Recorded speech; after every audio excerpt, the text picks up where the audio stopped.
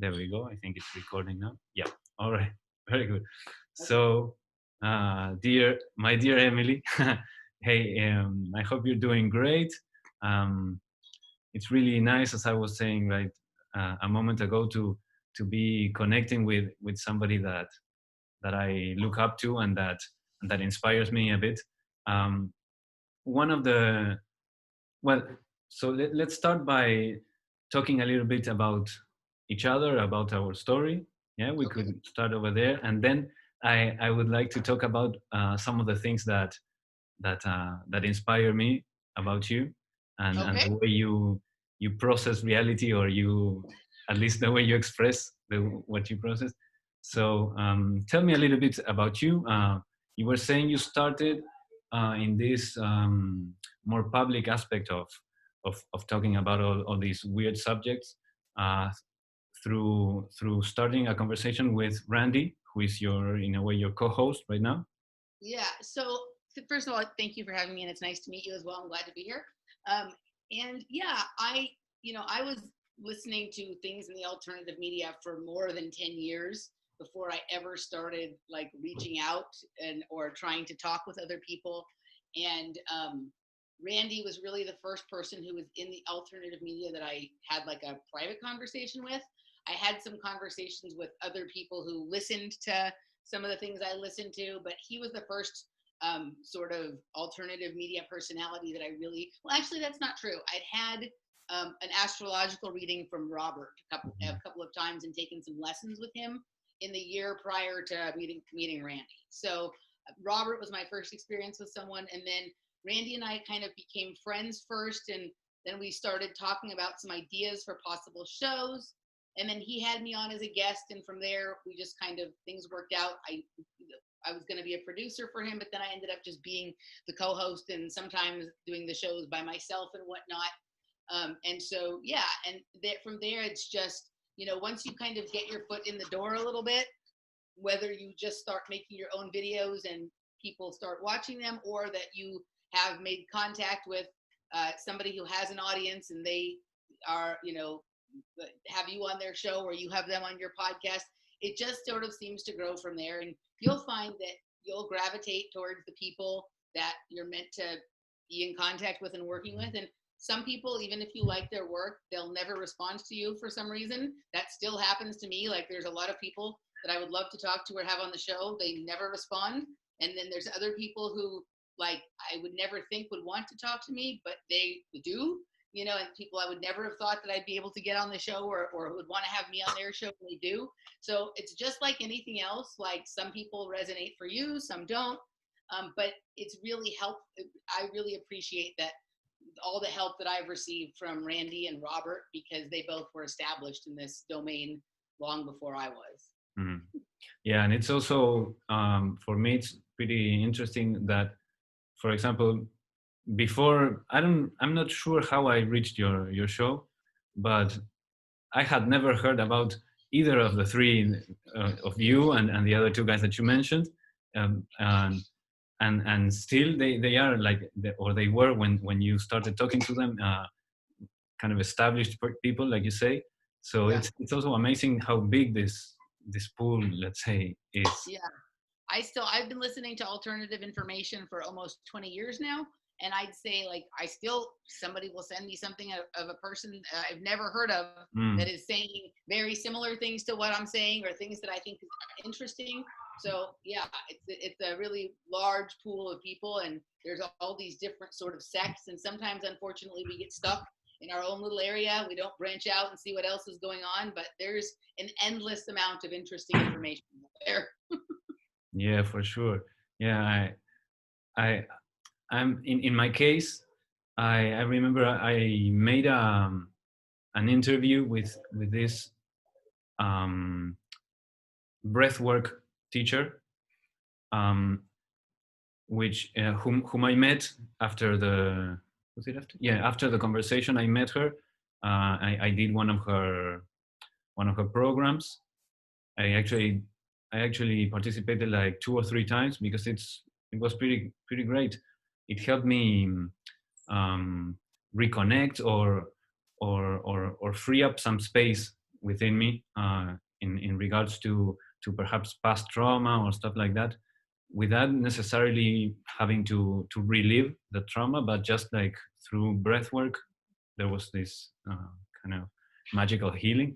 And actually, I had been on and still am on this path of spirituality and getting to know myself better. And for me, it's so great to how we are starting to connect, people like yourself and me and others who we're all so different, and we have at the same time um, so many things in common, like understandings of the world, right? So maybe some of us can be more spiritually leaning, or some can be more like UFO and more like kind of material in a sense. But I don't know. My path has shown me that this idea that we don't really know anything, that there's so much that Yeah. we ignore. It's, Yeah. it's so incredible. Like I traveled with the man I call my spiritual. I don't know what the best word would be. My spiritual teacher, my spiritual master. Yeah. Um, Teacher is better. mhm, I don't like when people call someone their guru or their master, mhm. because that implies a hierarchical sort Yeah, of relationship, and I think that can be dangerous. I think teacher is a much better word. Yeah. yeah. I kind of struggle a bit with that because my mother tongue is Spanish, and in Spanish, teacher is maestro, and maestro is It master. is. So Yeah. um, yeah, I know that in English it's kind of a little bit, master is a little bit more, right? It's like a person who has Master mastered implies something. master implies slave or boss or something like that. Mm, Master implies that someone under you would be a slave, or mm, master implies that you own the person that is mm. below you, or something I like see. that. Yeah, yeah. No, I guess my confusion is that I think about him as being a master, Hmm. right? But not in that sense, but in the sense of having mastered Yeah. some self knowledge, or Yeah. a very high level of spirituality from which I learned a lot. So yeah, in that That's a sense, very good reason. she Yeah. would be a teacher for me. I see. Yeah, and I met him uh, through a, a through a number of synchronicities that also connect how I met my girlfriend, who we've been together since then, and this was I don't know, almost 7 years ago, and we traveled with him, and being with him and seeing him, and the way he connects with people, the way he moves across the world, the way um, he's like his posture towards life, in a way, his presence in life. He's this old um, Taiwanese man, but old in years, because he's like 60 or almost 70 probably. But I kid you not, people would say, when we would ask them, when we were traveling with him, we would ask people, and they would say, well, he's probably 20, 30. He's like, you look at him, and there's no what you call this, wrinkles, no gray hairs. He's not like walking with a sorry, I think you're muted. That's the same with Sonia Barrett. Sonia, Mm. when people find out how old she is, they're like, "What?" Yeah. Yeah, can you say how old? Uh, I'm going to not, because she might not like All right, of course. Yeah, yeah. that. Yeah, I've also watched a few videos that you made with her, and yeah, her view is like, I find it very similar to mine, at least what I've seen in those videos, and she has this more like kind of this sort of virtual reality way of expressing it, or right, wouldn't you say? Yeah. Yeah. Whereas I, having learned from this Asian Taoist teacher, um, I, I have this interpretation, but I use more, perhaps more spiritual Yeah. lingo in a way, Yeah. because it's what I resonate more with, those kind of terms, and I can see the relationship between, yeah, this, like this idea of, what's the reality being, what's it called, a hologram, a Simulation. virtual, Simulation. a simulation, that, Yeah. uh, I listened to the idea of simulation theory, and on the surface it seems kind of crazy, but then you go a little bit deeper, and it connects with Gnosticism very much. It Right. connects with the ideas from Hindu Yep. religion. It connects from what I learned from my teacher. So yeah, so when it starts connecting with things that you believe or you understand, or you have understood, like firsthand, you go, oh, so probably that person understood it firsthand and is explaining it in that particular way, right? Like Yeah. maybe in the Bible they will explain stuff in Right. Bible terms, but they're talking about the same thing, maybe. Well, I think, like in Sonia's particular case, I know her well enough to know that she's aware of all the different schools of spirituality and all the terms. She doesn't, in my perception, I'm not going to speak for her. In my perception is that she doesn't like some of the like cult-like behavior that has Mhm. developed around some of that, and also she doesn't like this idea that that goes along with some of these new age interpretations of even some of these older spiritual schools that says that, oh, all you have to do is love and light and think positive and that, or just that you can kind of behave any way you want, but as long as you did it with the right intent, it's okay. She doesn't like some of that stuff, Mhm. so she doesn't want to give a certain kind of energy to that. But also, I very much consider her to be, she knows, she's done a lot of research on all those different kinds of spirituality, and she goes to Vipassana and stuff like that, so she's very well aware of some of this stuff.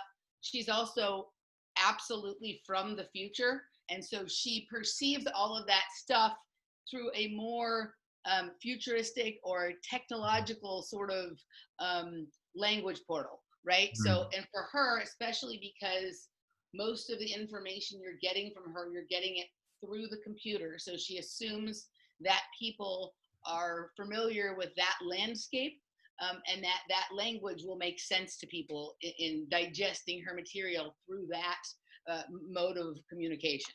Mhm. That would be my assessment. I don't know if that's right, but that I think is why she does that. But she's, in all of the years that I've paid attention to her material, and from our personal conversations, she refers to quotes in the Bhagavad Gita, in Mhm. the some Buddhist texts and things like that. So she's obviously aware of all that stuff, and she's just chosen a language that maybe speaks to more people in this current generation. Yeah, I Yeah, think it's super important to keep a balance, like you mentioned, meditation and that stuff. yeah, Like it's in this day and age, we are like, reaching some kind of convergence of everything. So like, uh, it's important to realize how, we might be talking about, reality being a simulation, and quantum theory, um, saying this or that about reality, and and how that isn't, something separate from spirituality, right? and correct.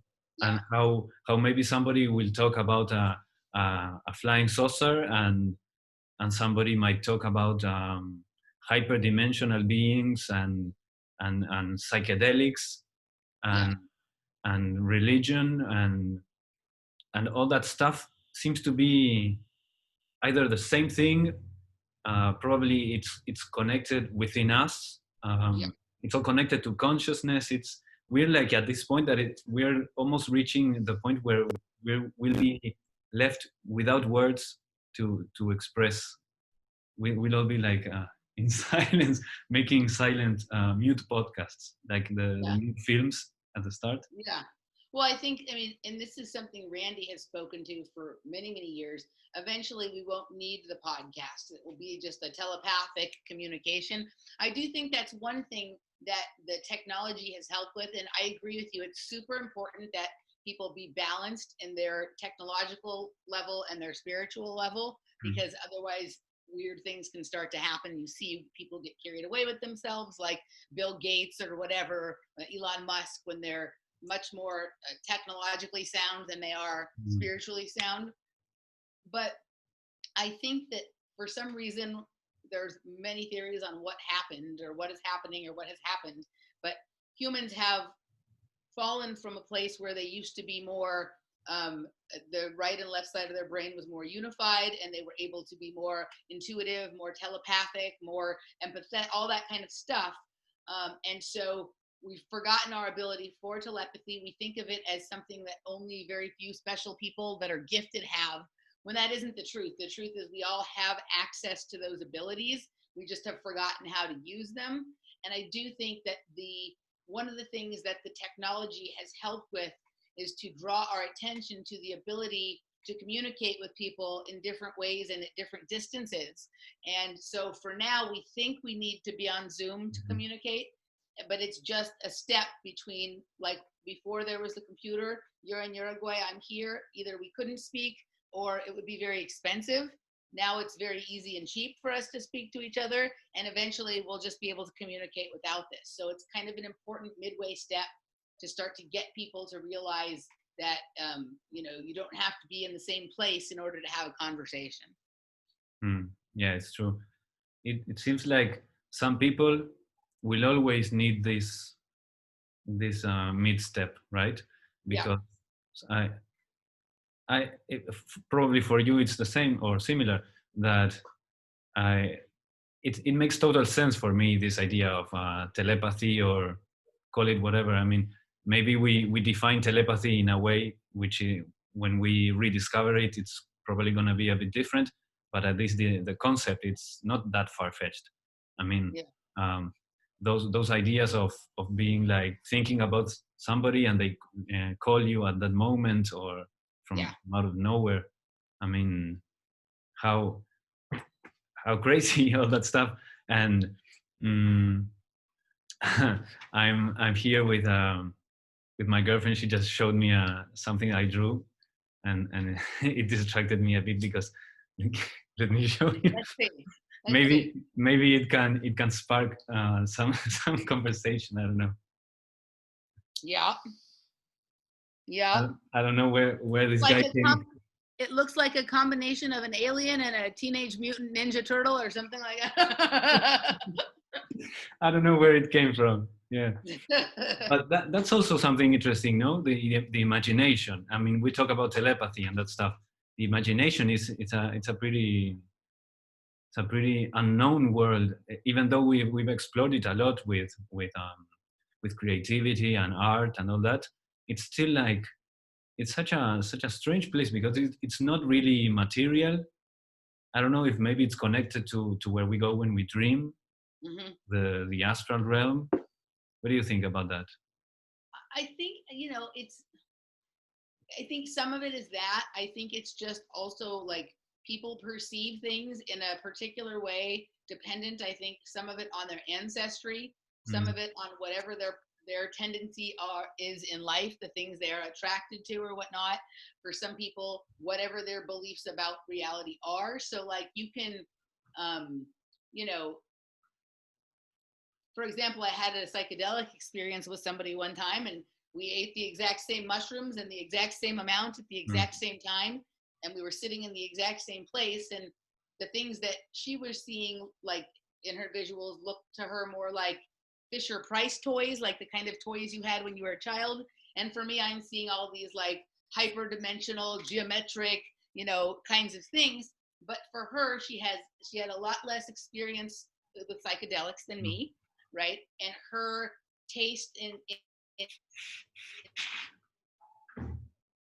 like and things like that, and also her idea of what fun was. And for her, as an adult, she hadn't had as much fun as I've had. So for her, the idea of something fun would have reminded her of when she was a child or something and had toys, right? So we were having fun, and she was seeing things that reminded her of childhood. For me, fun is traversing multiple universes. And so that's what I was seeing. So I think there's, and there's also people who on their psychedelics, like some people will see like more Gnostic symbolism, some will see more like Eastern influence, some more Native American. I think some of that has to do with your ancestry, your cultural programming, and whether or not you have any kind of religious programming, right? Mm. For me, I was always like seeing in the beginning, like once I started seeing things that I would recognize as like symbols from certain cultures, it was really much more like Egyptian or Sumerian or something like that.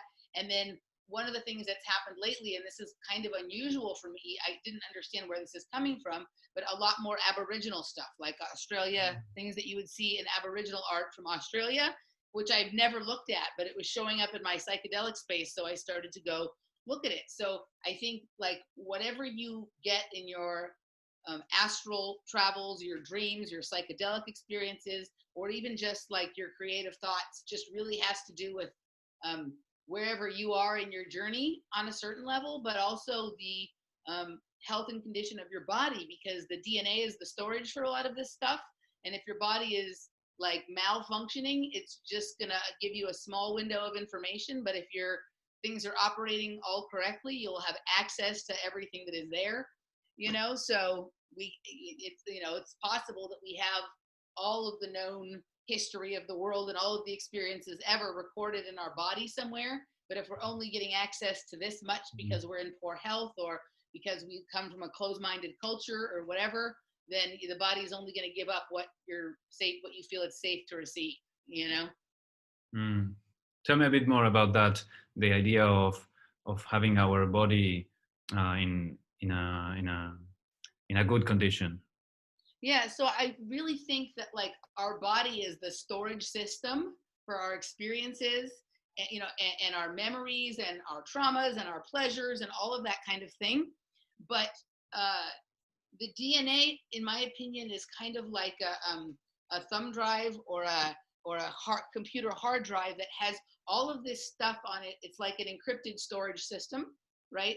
And when you vibrate at the right key, it opens up a file, right? If you type in the right thing, the right encryption code, it opens something up.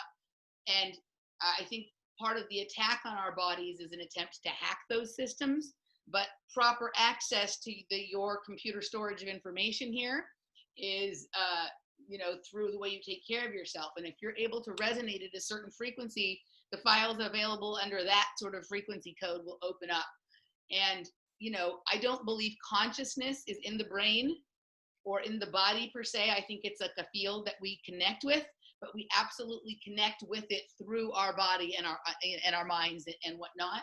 And I think that different kinds of experiences are stored in different places on your spinal cord. Like the spinal column is full of like fluid that holds impressions and all of that kind of things. I think different I have a friend who's a craniosacral therapist, and it does seem to be that there's some correlation between like certain parts of the head, neck, brainstem, spinal cord, where like certain types of experiences are stored. I don't have that all sorted out yet.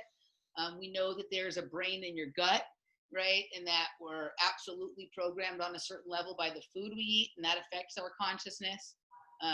You don't very often find someone who's very awake who's eating McDonald's every day. It does happen once in a while, but what we put into this brain in our stomach does affect like what kind of information we're able to perceive and understand.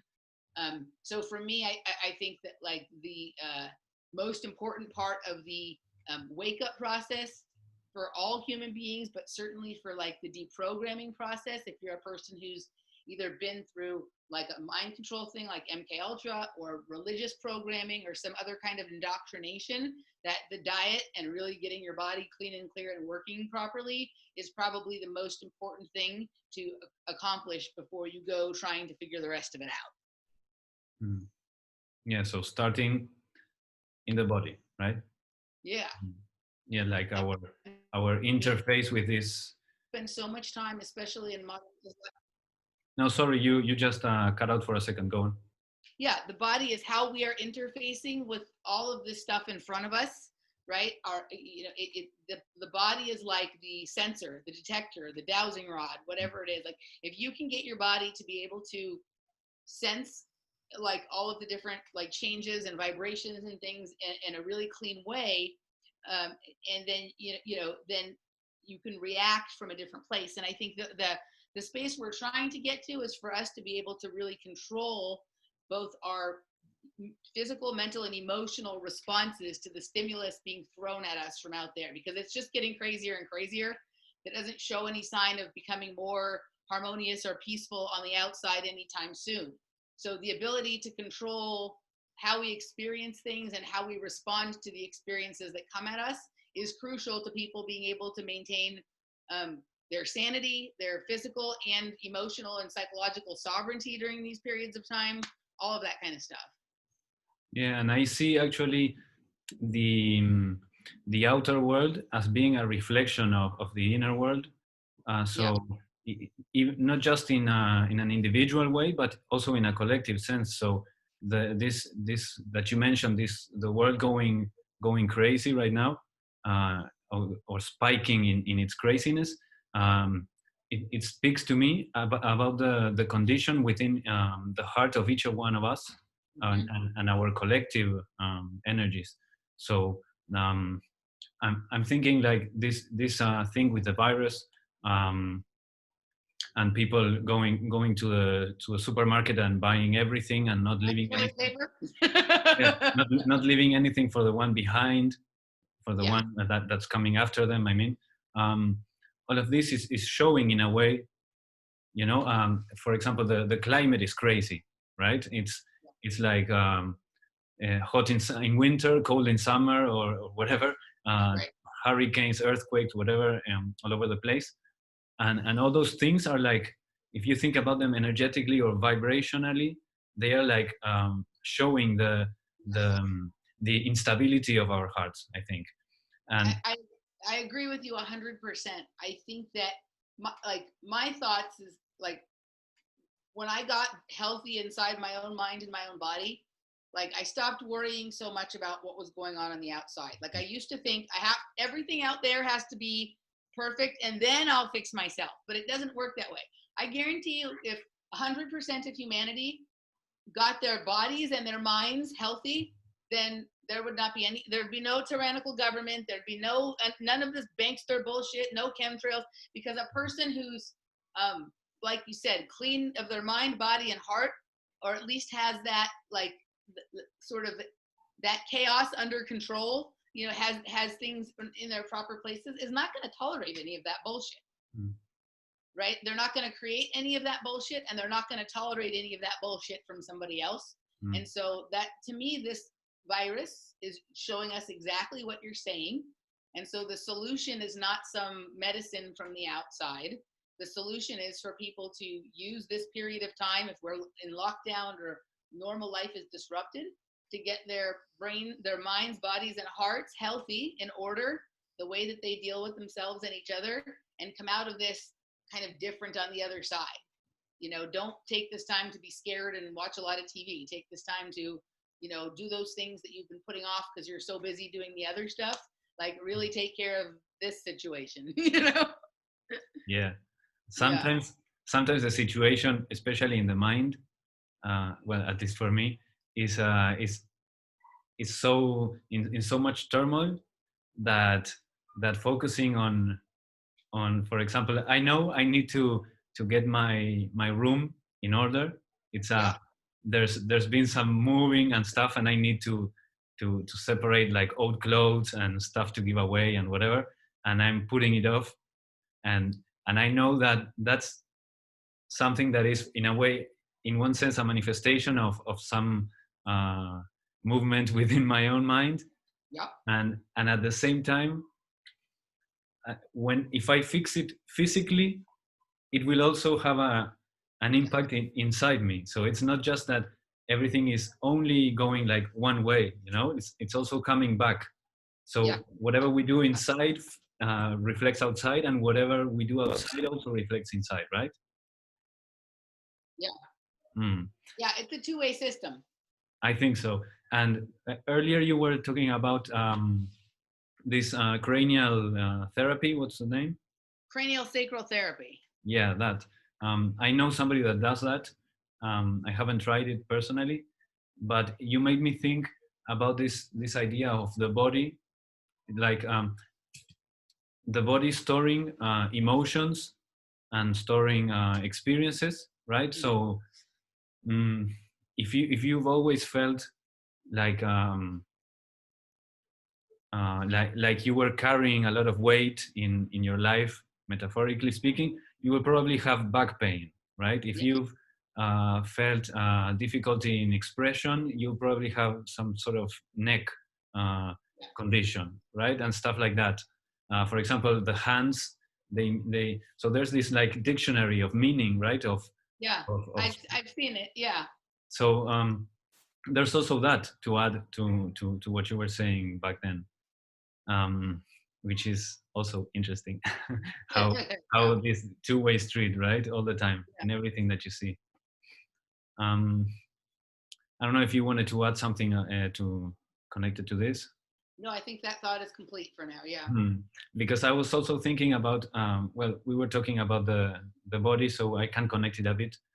um, I know that you do, I'm not quite sure, you do something connected with nutrition Hmm. in your let's say in your personal practice, in your personal work. It's Yeah. connected with nutrition and also with, in a way, with spirituality or with a consciousness, Yes. right?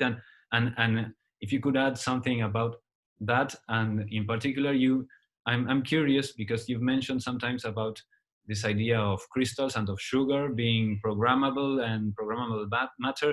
I've recently started looking into structured water, Uh-huh. um, and I don't know, I'm kind of interested in that, but also in particular to I'm interested in the work that you do, because Yeah.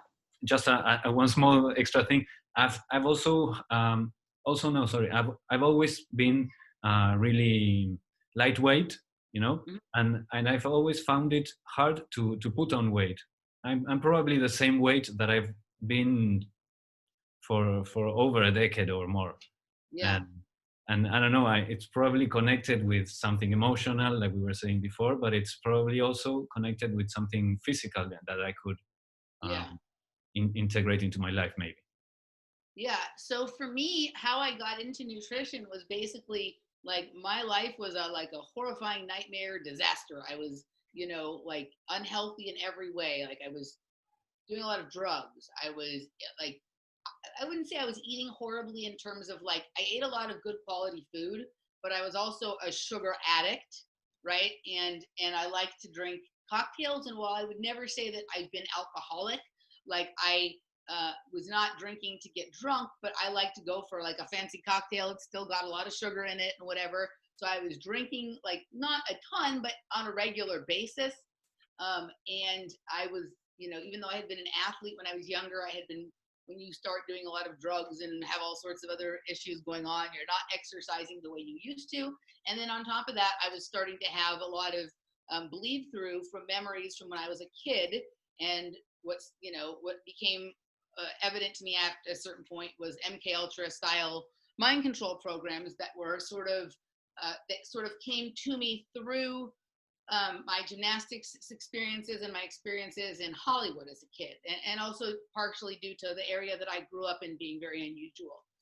Um, for me, just that chance encounter with some information and then meeting someone who was able to help me with my diet, I got really healthy. And most importantly, I stopped eating sugar.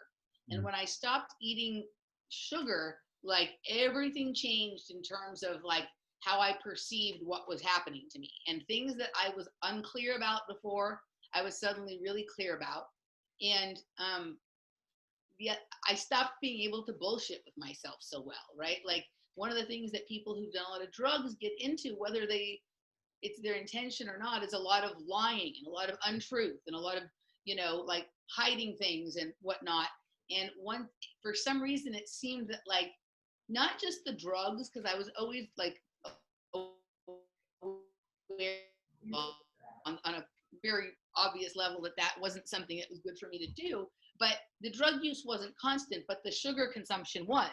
And the sugar consumption was kind of like hiding all of this other stuff behind a wall of like constructed realities. And that all kind of came down when I cleaned my diet up. And pretty quickly after that, I stopped doing that. For me, like a lot of people stop doing drugs and then they clean up their diet the next thing. For me, I cleaned up my diet and then stopped doing drugs, and really within a fairly short period of time eliminated all of the destructive behaviors I was doing. And then I was just kind of left with myself, which is sometimes hard to face anyway.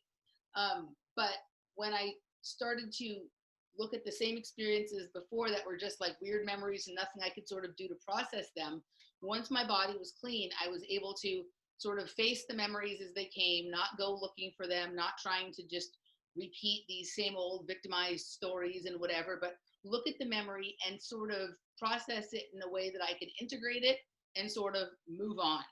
And so for me, the diet has become essential for myself in how I perceive reality.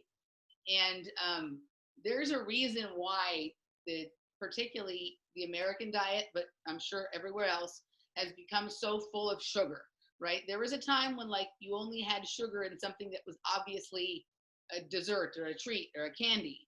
And now it's in shit that it's like, why would there be sugar in something that is just like a meat dish or supposed to be salty or whatever? It's in everything.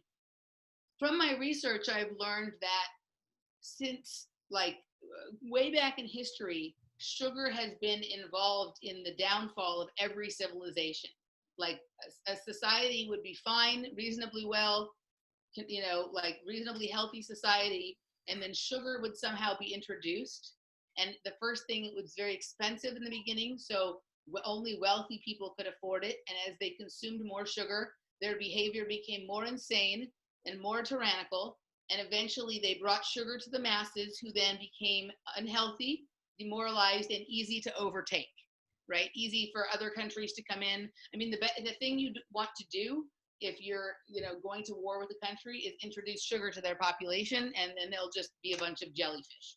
And if you look at what we have here, right, like everybody is, you know, over the, like since the 50s until now, the amount of sugar in the American diet and probably everywhere else has increased from like 25 pounds a year to like 150 pounds a year, right? And if you think about your computer, right, if you feed your computer bad code, then it doesn't work right.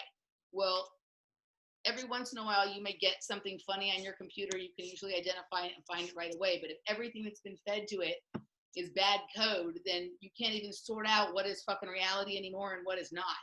And my sort of theory is that we've basically been eating a food that is on one level possibly coming to us pre-programmed because of the fact that it's got the same qualities as like a computer chip or a crystal, which can hold information.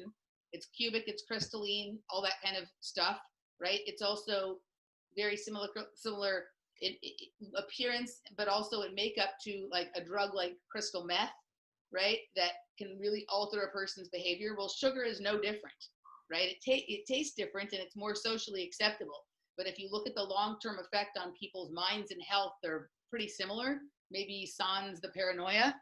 But the paranoia is actually one of the things that maybe would have keep people safer, and sugar doesn't seem to have that, right? Because right now people are just like, oh, everything's fine. I'm just going to sit here and eat crap and watch sports.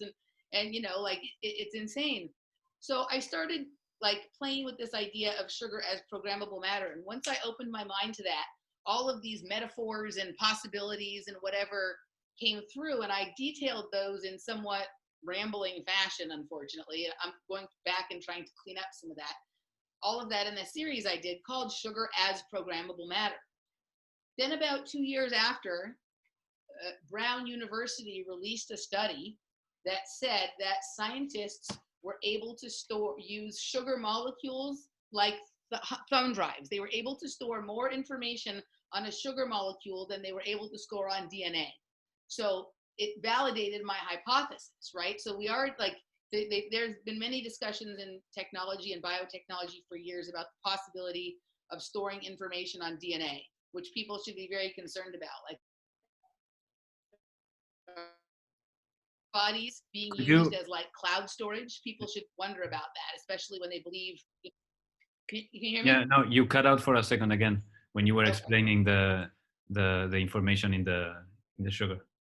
Yeah. So what I was saying was scientists have discovered that sugar molecules can actually hold more information than DNA, right? So now they're starting to see what kind of information. So they're admitting it now. Once they release the study, that means they've been doing it for a long time. So DARPA tweeted out in the summer of 2019, essentially the same idea that I had been talking about for a couple of years. Now they're looking at it as a wonderful thing, and I'm looking at it as, wait a second, they're using the food we eat and our bodies to program us with the information or the behavior codes that they want to see.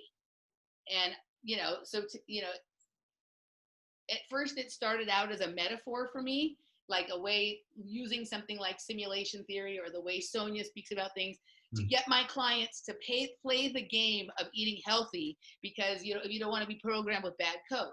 But over the course of my experience using that analogy and then having my theory validated by scientists on the other end, I now say sugar is programmable matter, right? And so my point with this is that not that people should never eat sugar, but just like anything else, like when you decide you're going to like have a vacation or like do some stay out all night at a party, it's a decision, right? Like, so the sugar experience should be like that. I'm going to give myself a treat, I'm going to have the sugar.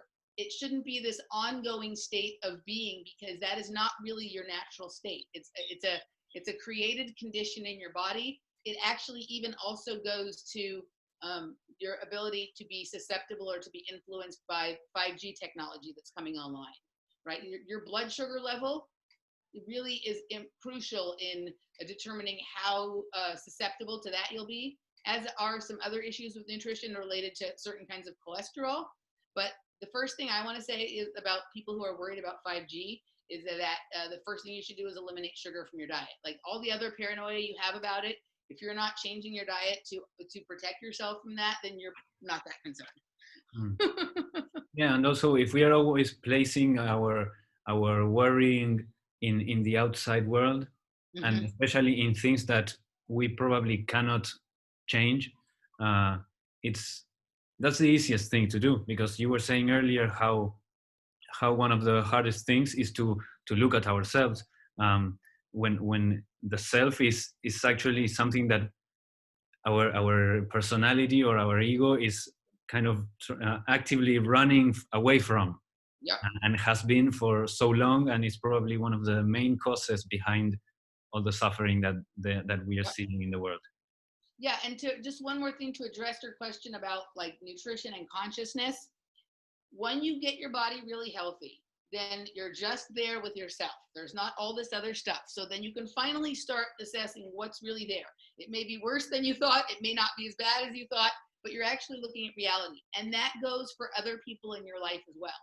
Once you start, and other experiences, once you've become more selective about what you're going to put inside of your body, you become more selective about what ideas you're going to allow into your mind and what people you're going to let into your life.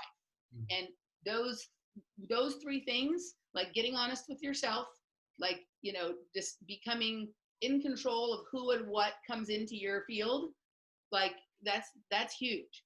And the diet, from what I've found, like all the other stuff, like I used to try and go to therapy, I would try this therapy, this healing, that healing, nothing ever worked because the environment was corrupted. Mm. So once you clean this environment, then it creates like a much better field for the game to be played on, right? Then all of a sudden, the same therapist I had been seeing for 20 years who wasn't able to help me, the stuff she was telling me, suddenly we were able to work on things.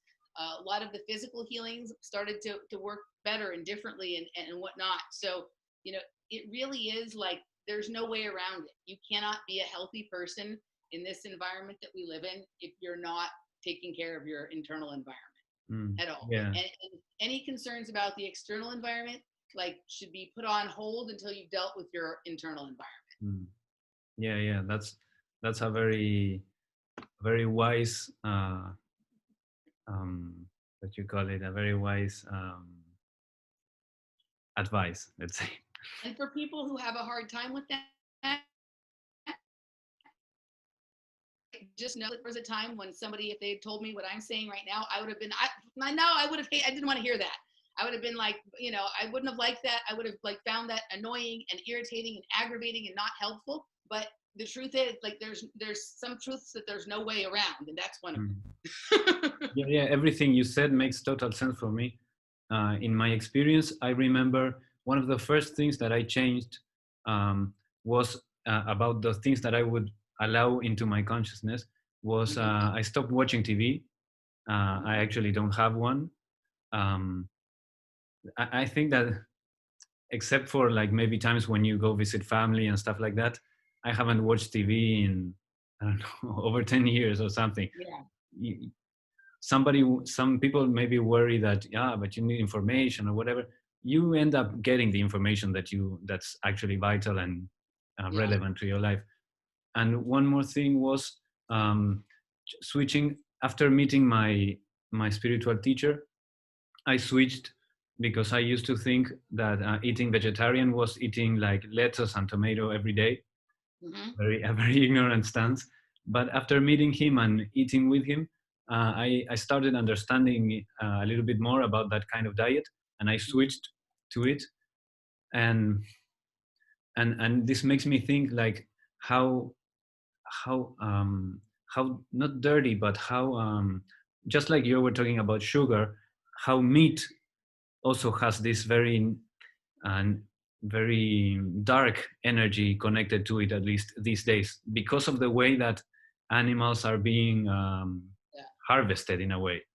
Yeah, so I was a vegetarian for a really long time. Actually, I made a video about that today. I'm not anymore. I've been eating meat again since like for probably 15 years. But I was eating it very modestly. You're probably going to laugh. I'm experimenting with the carnivore diet right now. I Um, heard you the other day say that. yeah, because I felt If like I that's needed only meat. only like meat, eggs, and like I'm using a little heavy cream in the eggs or in my Oh, coffee. uh, But so I 100% agree with you about the factory farming and what's going mm, on. Like, I'm pretty stringent. I'm not going to say that I never eat other meat because sometimes when you eat in a restaurant, you can't control it. But I have a local grass-fed rancher that I go to. I go to their little store at their ranch and I buy, meat from them. All that kind of stuff. My experience with vegetarian diet, and granted, I was a lot younger when I did it and I didn't know the things I do now, was that it didn't lead to a happier, healthy me. It led to a me that was never satisfied, always hungry, and not as fit or strong as I had been before that. I think the important thing when it comes to diet is to, just like anything else, when you're uh, being conscious of what information you let into your mind, understanding what the food is you're eating, why you're eating it, where it comes from, and what it is that you want it to do with it, what you want the result of taking that into your body to be, mm, right? So if sugar is programmable, well, then there's other things that are as well. Like you said, you were learning with water. Well, I'm approaching the area where I'm starting to think that much of our food is programmable, or at least affected by our intent and whatnot on a certain level for it. So understanding why you're consuming something other than just taste good, which that's a fair reason to consume something as well, but that shouldn't be the only reason.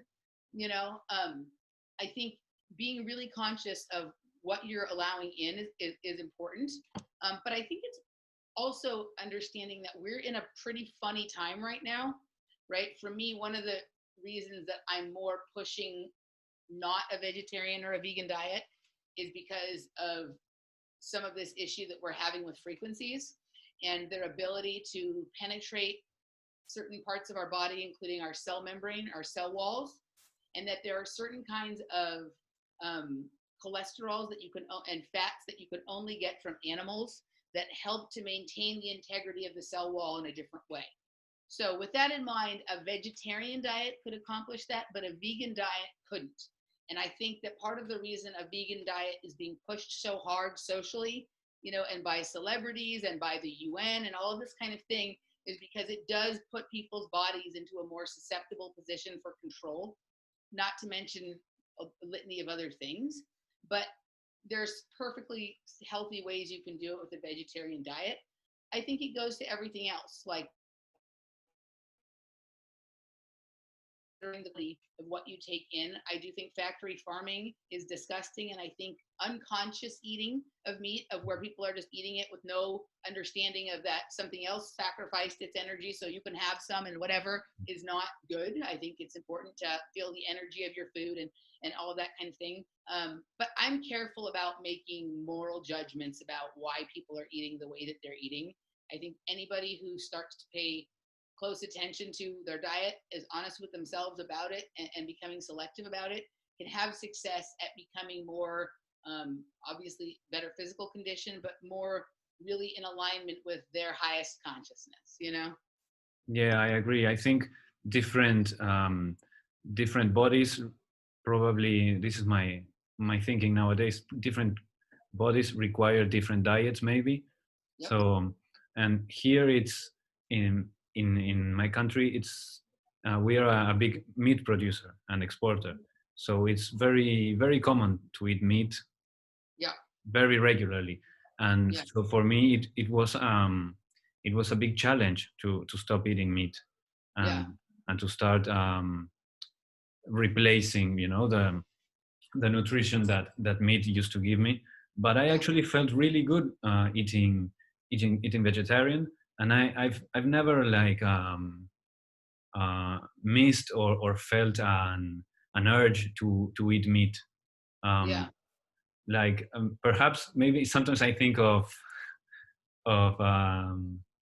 what's the name of this fish?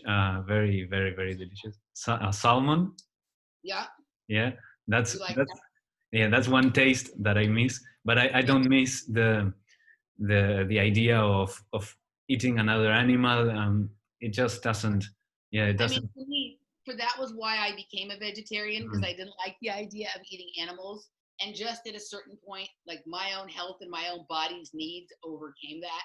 You know, I was an athlete. I have a lot of energy and I'm very fit and I like to do physical things. So for me, a different kind of energy is required than for some other people. But I think each person is the best person. Each of us knows the right thing for our own body. I mean, once you get some education, right? So you are the best person to make a decision about what is mm, appropriate for you. And the other thing is, different diets are good for people at different times in their life too, right? So it isn't just different diets for different bodies, but it's different diets for different situations. I don't think there's one permanent diet solution for everything for all time. For me, I'm constantly having to evolve and change what I'm eating based on what else is going on in my life in terms of my stress level, my fitness level, like my social interactions, my new levels of awareness, and just what's happening with the body as we go through different cycles, you know? yeah. And how would you say that they can program, for example, sugar? Is it like with a machine? Is it with intention? I think both of those things are possible. I mean, a lot of our refined foods come from manufacturers, and we don't know what's going on there. We don't know the spiritual, like, you know, you hear these stories of like musicians when they record their master tapes for their album. Sometimes they're in the studio and they're having some kind of satanic ritual, and that's affecting how the music will be received and whatnot. I think very similar things could be happening with Mm, food. So I think that could be happening right at the production or the packaging level. That's one level of it.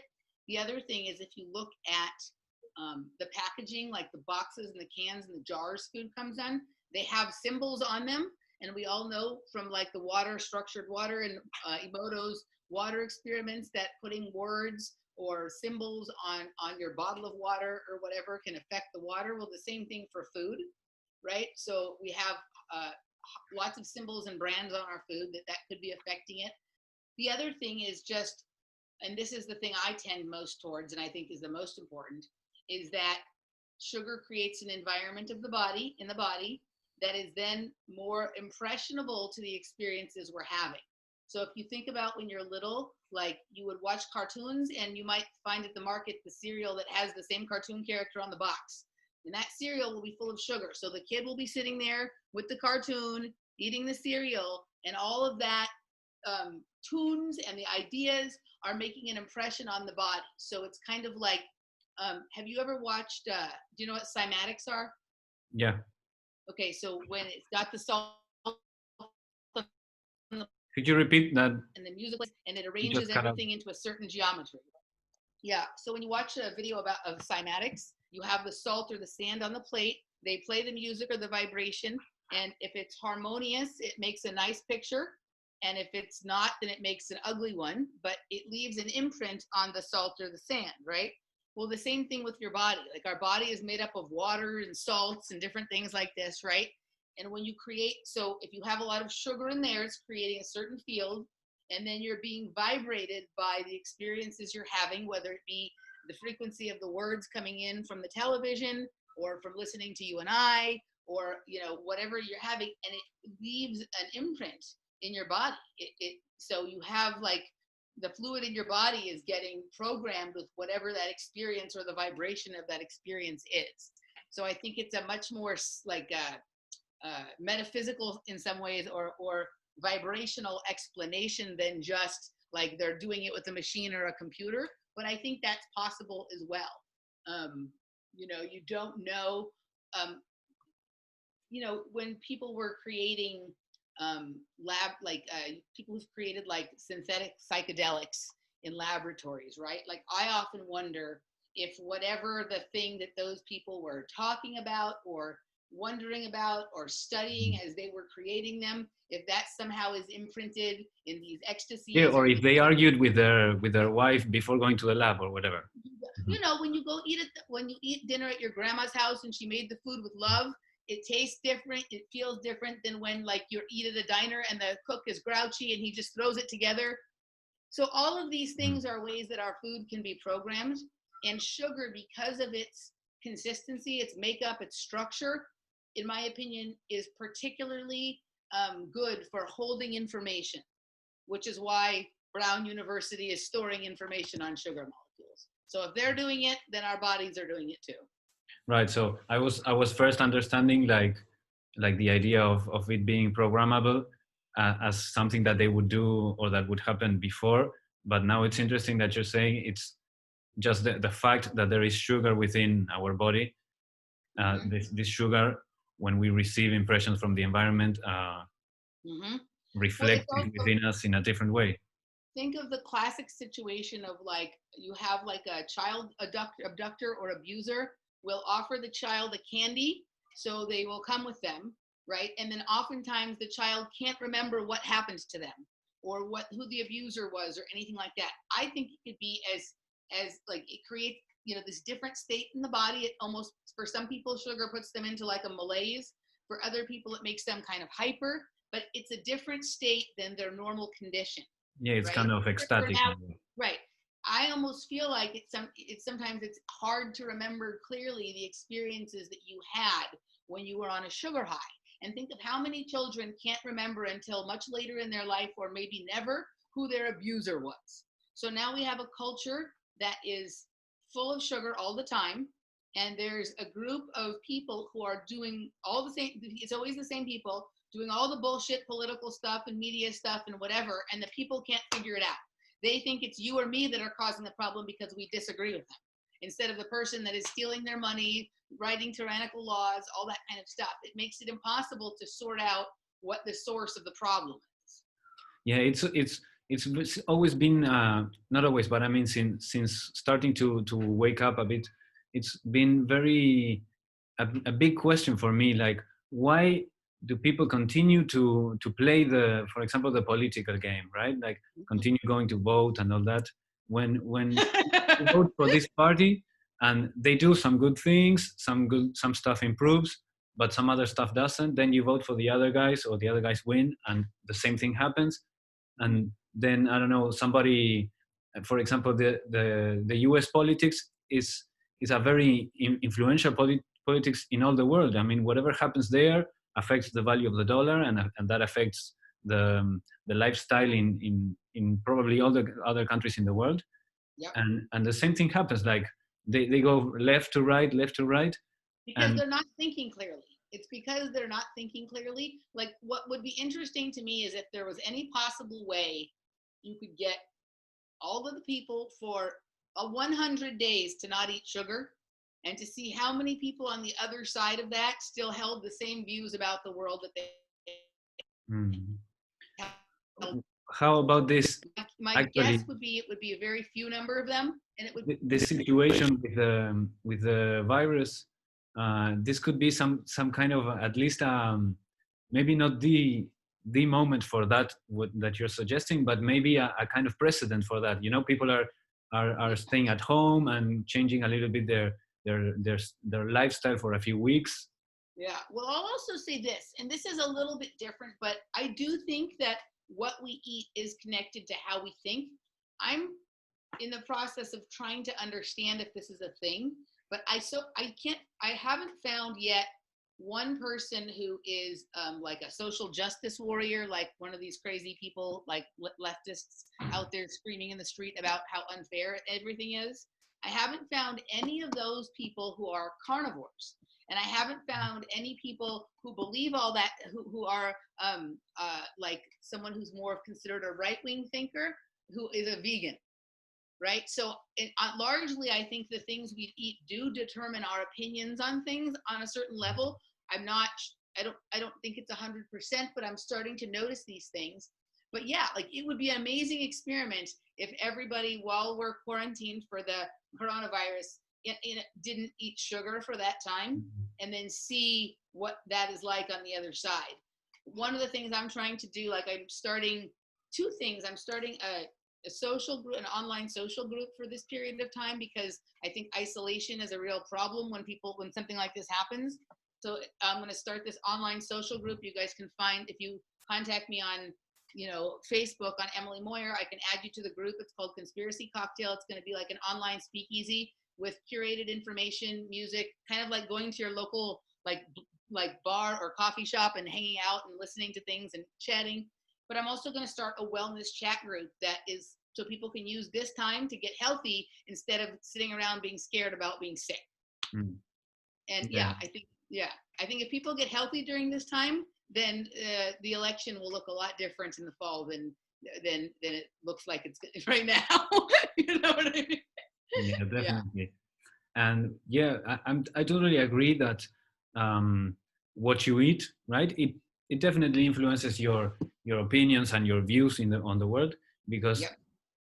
if you think about it, or at least in my experience, vegetarians, for example, tend to be like more calm, right? Uh-huh. More, or at least I definitely in my experience, I used to be a lot more anxious and nervous. And Mm-hmm. since changing my diet, I've become more relaxed, and I've started noticing other people Yeah. becoming more relaxed. I don't know, for example, how has it been in your experience? I don't know how long you've been doing the 100% meat diet. How So you felt? I've only been doing it for a week so far. Before that, I've been for a long time on like a ketogenic diet, which is still a lot of like meat and fat and things like that. I just notice a lot more intense focus on things and a like more even level of energy, right? Mm. So for me on the vegetarian diet, I was more up and down. Like I would be like either super hyper or like kind of no energy at all. But it depends how you're doing it. Like if somebody is doing a vegetarian diet right, then I can see what you're talking about. I think somebody doing a carnivore diet right, they're going to have focus, attention. But I think if you do a carnivore diet right and you do a vegetarian diet right, the one thing should be the same, and that is that your system should be more calm. Even if it's a clear focus, like a lot of Mhm. energy, but not a lot of nervous energy. I think that anxiety and the nervous energy is a result of sugar. So if you have a healthy vegetarian and a healthy carnivore, neither of them should be eating any or a lot of sugar. And that in and of itself will make the disposition of the person and the mental capacity of the person way better, right? The most important thing, there's a million good diets to choose from: carnivore, keto, whatever, this and that. Having no junk food, like not a lot of junk food, not a lot of processed food, and little or no sugar, like will go a long way to changing everything that you're talking about. Yeah, it's the problem is sugar. Mm. Yeah, I Yeah, understand. I actually ate lots of sugar, or a lot more than these days. I still kind of consider myself a sugar junkie, yeah. um, but yeah, yeah. Oh, I still like it. Like once a week, I go out to eat whatever I want. I have ever. Like, I don't think it's good to deprive yourself of something that you enjoy all the time, but to understand that like how your body works depends on, what you give it. And so you need to give it good stuff 90% of the time. You know what I mean? Mm. If you're doing like 80% to 90% good stuff and occasionally have a treat, or when you travel, if you're going on vacation or whatever, like live life, have a good time. But like, if your car is supposed to take 92 octane gas and you're giving it 87 all the time, eventually it's going to affect the way it runs, right? Yeah. So, yeah. And concerning the meat, I was thinking like how it would affect differently the person's disposition to eat, for example, vegetarian animals, right? Or like predators and prey, let's say, right? Mhm. How it would be like, I don't know, an interesting experiment to eat, I don't know, what people eat, like lion meat. Do people eat lion? I don't think, I mean, I think that hunting for lions is not legal in most places. Oh, okay. I think No, that it's don't do very that. few. I think most of the animals we eat are either omnivores or herbivores, Mm, other than fish and stuff like that, obviously. But I think there's something. I think like there's something to that. Like the best beef is the grass-fed beef, right? So I think the idea, particularly for some people who advocate for a strictly carnivore diet, is that the cow is built to process that much vegetation, and there's things that are good about the grass that are good for the humans, but mm, the cow ate it and you're getting the value of that, and your system is better developed, better to maybe, we're definitely omnivores, but you know it's humans in every country around the world have had access to meat. Not every place has access to fruit and vegetables year round, so our digestive systems are definitely set up for digesting meat. So I think that's the way that theory goes. I'm not 100% clear on that, but I do think that most of the animals that we eat, I mean, I guess pastured chickens eat like worms and bugs and things like that. mm. So if you eat pastured chickens, which I do, then that's, I guess, considered a predator. But you're right. I bet you eating something like lion, would probably come with a lot of adrenaline or testosterone or Mm. something like that. It'd be interesting to know, but I don't know. I don't know about eating lion. Yeah, chicken are kind of savages in a way. Yeah, they I have don't no limits to what craziness they will do. Right? I don't like chicken. Like I'm a for most of my life, I haven't liked chicken. Like if it's fried, okay, or whatever. But like eventually, I found out that for my blood type, chicken isn't really good for you anyway. So I think that your body's actually smart, and my body was telling me you don't like chicken as a way of letting me know that you're kind of almost allergic to it. Mm. So Yeah, yeah. yeah. Well, let me see if there's anything. This has been a really wonderful Yeah. conversation, Emily. I felt so comfortable. So yeah, you have this beautiful energy. So like an inclusive or like an Yeah. acceptance. I don't know how to call it. Well, I felt, if you have another question, I'm happy to answer. Or if not, we can stop and we can do this again sometime. And I thoroughly enjoyed it, and I well, think thank you. you were very good. So, Well, yeah, I have one, but it's actually a very a very open thing. So okay, maybe we can